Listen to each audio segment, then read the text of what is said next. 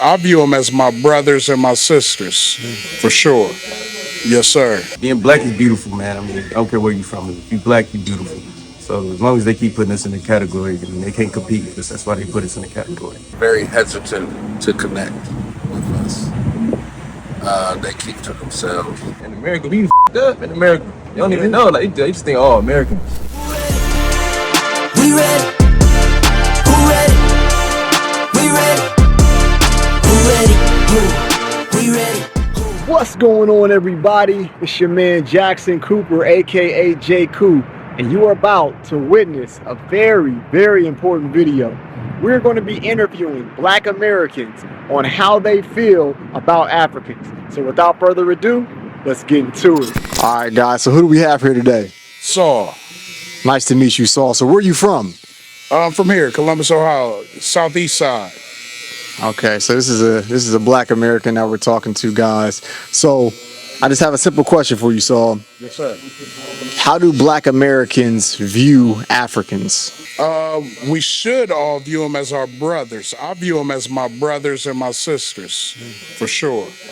Yes, sir. Okay, so have you been to the motherland? Have you been to Africa? I haven't yet. I know America doesn't want us to go back. I would love to go, just to, of course, get the experience for sure. Different culture. Have you had any interactions with them, good or bad? Just give us an experience, I've had nothing but good feedback from my brothers and my sisters, really. Okay.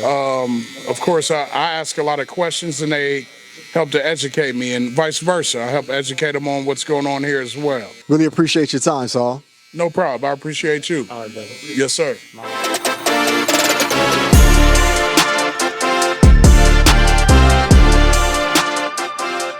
So who do we have here today? My name is Kylan White, Nice to meet you, Colin. Where you from? Columbus, Ohio. Nice to meet you. Okay, Columbus. So, have you ever been to Africa before? I've never been out. Do you ever plan on going? I do want to go. I got friends from Africa, so Okay. I definitely want to go over to Africa. I got friends in Lagos, Nigeria, Nice. so I definitely want to go visit for sure. Okay. You gotta make that trip, man. But definitely for sure. You gotta make that trip. Okay, so how do Black Americans view Africans? I can't really speak for all Black Americans. I can speak for myself though. There's a lot of people, or like I said, I'm gonna speak for myself. I feel like we love that culture. We like that culture. We love it. We love to embrace it. You know what I'm saying? It's just a lot of people who don't know about it. And they don't really know the roots. They don't really know everything. But I feel like it's gonna happen one day. Everything is going, what I'm saying? It's gonna come together and we just gonna be all brothers again. Like how I view them is, if I see them, what I'm saying? I'm always accepting. I'm always gonna say, yeah, you my brother, no matter what it is. No matter what the situation, what I'm saying? We always gonna be looking put together. We always gonna get put together by the white man. So stay together, what I'm saying? Stay together, whatever. See, so that's good that you brought that up, because I don't think that Africans on the continent understand that once they come here, they're just viewed as Black. Yeah. So how do you feel about that? Kind of telling them that we're all the same here. Yeah, that's what it is. That's just what it is. That's just what it is. They put us in a category. So Yeah. I mean, and being black, even being black is beautiful, man. I mean, I don't care where you're from. If you black, you beautiful. So as long as they keep putting us in a category, I mean, they can't compete with us. That's why they put us in a category.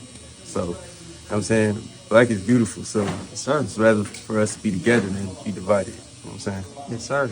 So one more question. So how do you feel that Black Americans and Africans can come together?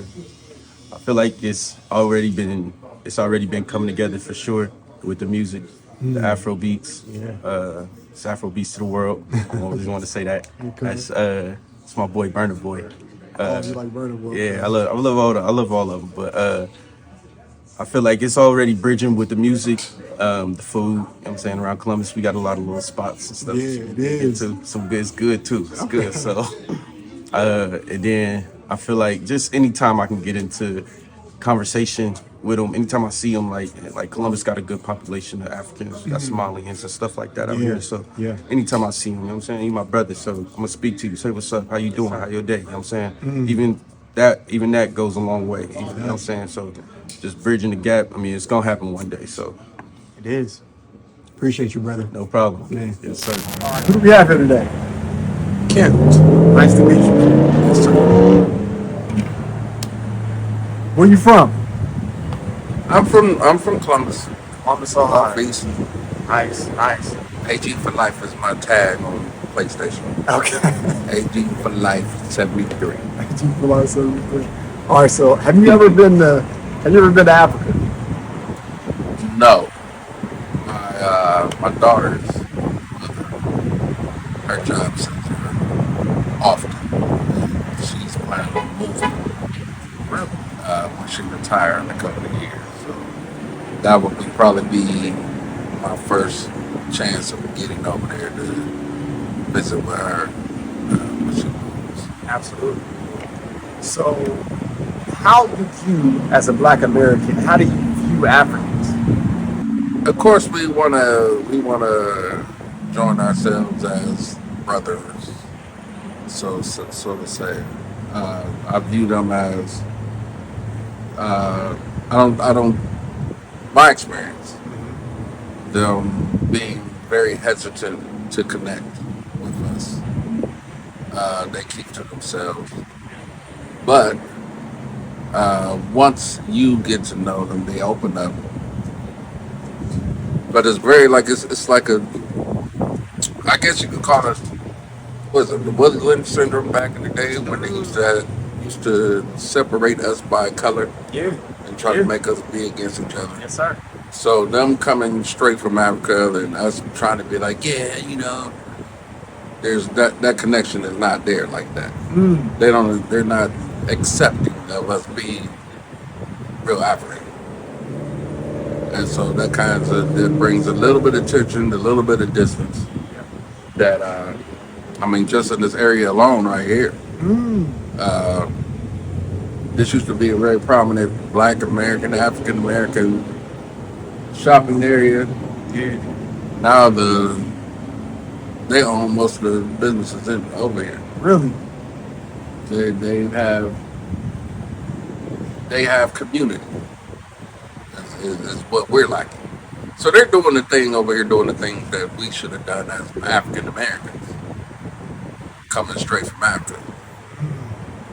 I don't know if it's the government giving them opportunities that they won't give us, or who knows. But what we do know is that they are connected. They're, like I said, they're a tight community. They're putting their money together and they're making things happen. So now, when you think of this area, the first thing that comes to mind is the Africans is in this area, which is, I think, is sad, but it's just facts. The apartment complex behind the building that used to be African American. Now it's majority Somalian African. The majority of our business that come in the barbershop is them. Wow.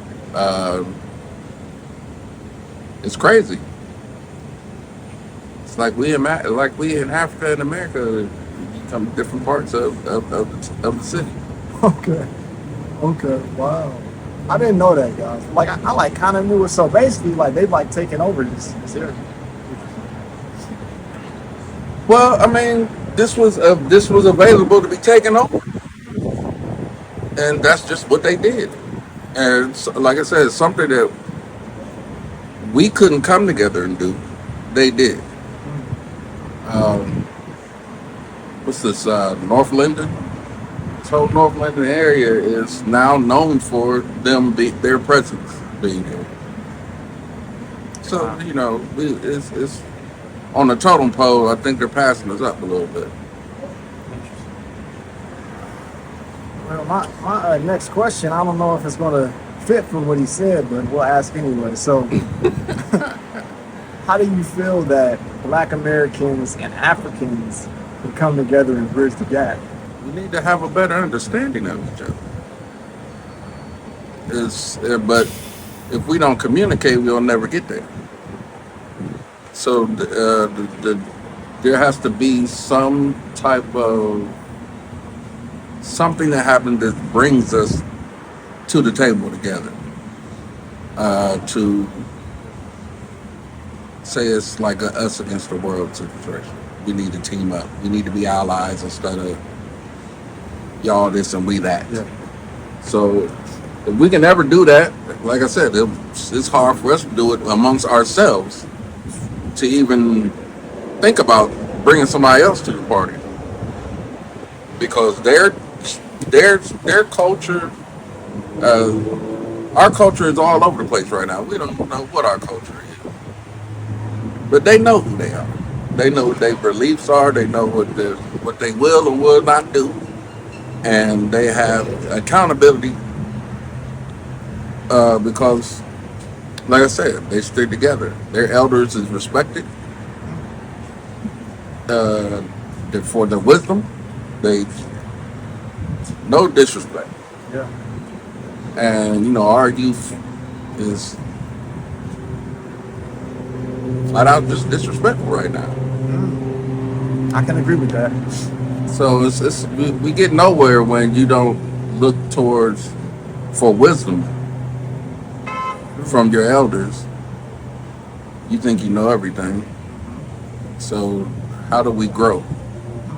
You don't grow. They grow. Boy, they grow.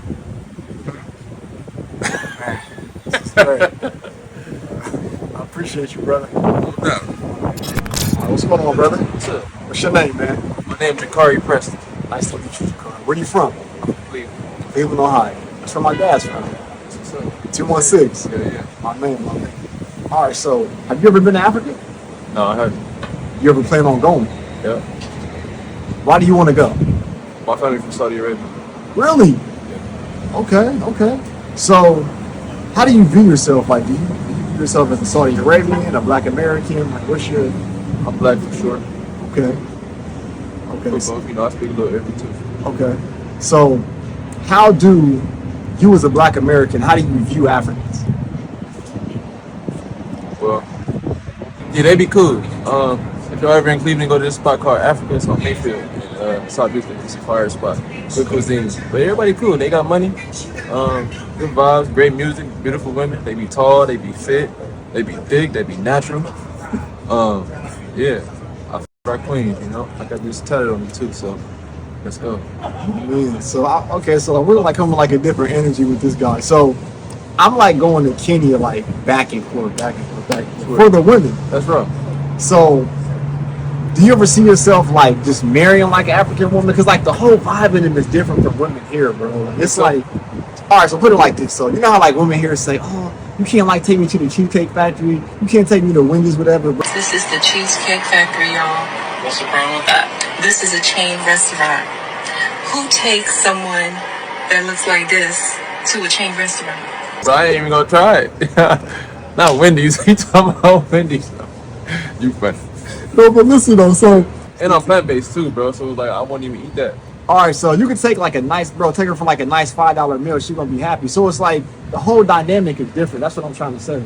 I don't think so, bro. I feel like if you're the right one, okay, right type of guy, you can take any woman anywhere and she'll have a great experience. You can even take her out on a walk. It's not talking. Just talk to her true. off and dive deep in that. She'll fall in love with you. You know what I think, guys? This is good that we're having this conversation. I think that I'm jaded since I have been in Africa so much. I feel like the women are actually different, but like what you're saying is true. But like I'm telling you, bro, like once you actually like get around it, you're gonna like feel like the energy is different. I've been around some African. I used to talk to an African woman. You're right though. They respect level for themselves is super high. Yes. They know how to treat a man for sure. I ain't gonna say like American women don't, but this is right off the bat because they've been cultured and brought up the right way. Mm-hmm. They have elders. Most of us, we from the inner city, we don't have elders. Sir. You know what I'm saying? So yeah, they grew up the right way. That's real, man. They even wash your feet. The small things like feed me fruit, bust down the whole house for you and come. Yeah.